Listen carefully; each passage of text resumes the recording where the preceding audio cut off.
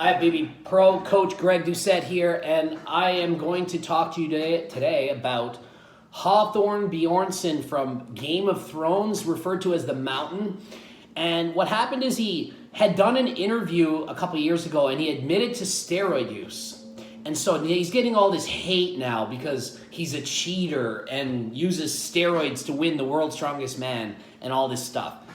And it's like, I don't know if people are like mentally challenged, completely retarded or something, like they just don't know, but they think that it's like even 1% possible to be 6'8" or 6'9" and 400 something pounds.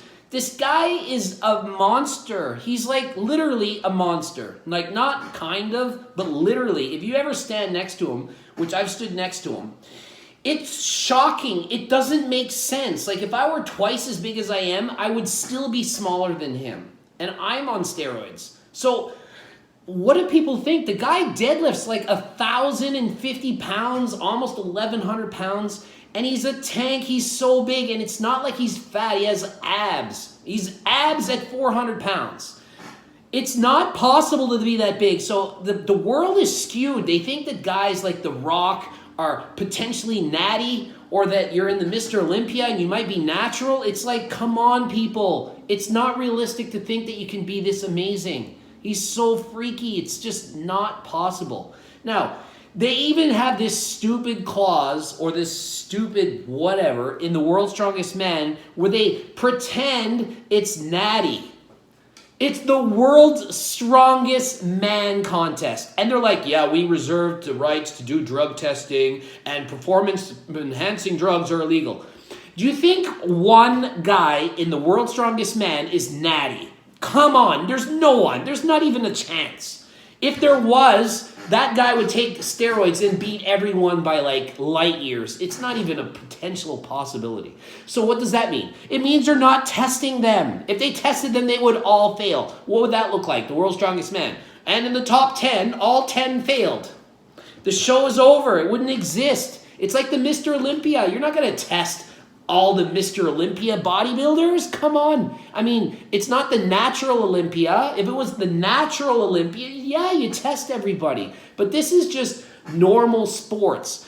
Like, I broke the world record for the Guinness book for sumo deadlifts in a minute. I did like 405 for 50 reps in 51 seconds. You can look it up if you like.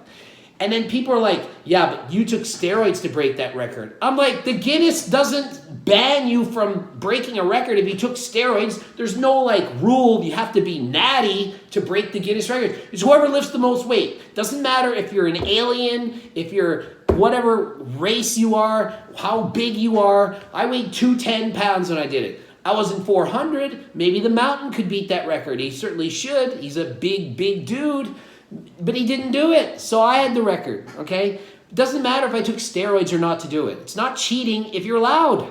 It's like having an open book test, and the teacher says it's an open book test, and then everyone finds out that the students had their book open. They weren't cheating. They were allowed. It's part of the test. You're allowed your book open. So when you enter a bodybuilding contest or a powerlifting contest, or a strongman contest. Unless they say it's a drug-tested contest, it's assumed that you can do whatever you want, okay? It's like people do drugs. They're banned. Cocaine is banned in sport. You don't think that people do cocaine and maybe go play some hockey on Saturday at a pickup league, or maybe they went and played beach volleyball the night after doing Molly? People do drugs, and they compete in sports. Now, if it's a drug-tested sport and you're cheating to get an advantage in people, then yeah, that's not good. That's cheating. That's bad. We don't want you to do that. But in general, you can't just say, you know, you're a bad person for using steroids. It's like you're allowed to use steroids in many countries. I'm not going to say all. You know, it's not an illegal thing. You can do it. You might not be able to sell it. Different countries, different rules. But you can't just say, you're a bad human being because you took steroids. And that's generally what you get.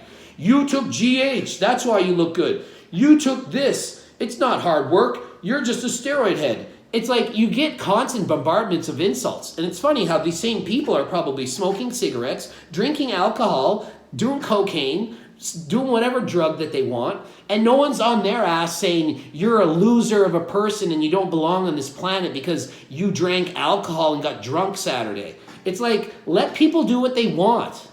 So anyway, I'm going to end my rant there and just say I feel bad. The guy admitted to taking steroids, no different than me, and all of a sudden people are shitting on him because he's the world's strongest man, but he didn't do it natty. As if any of them did it natty. He didn't cheat. He won. He deserved the win, and he's a good dude. And follow him on YouTube and all that. I love watching his lifts, and he's such a nice guy. You can just tell in his videos. And so anyway, all the best to him, and stop judging people.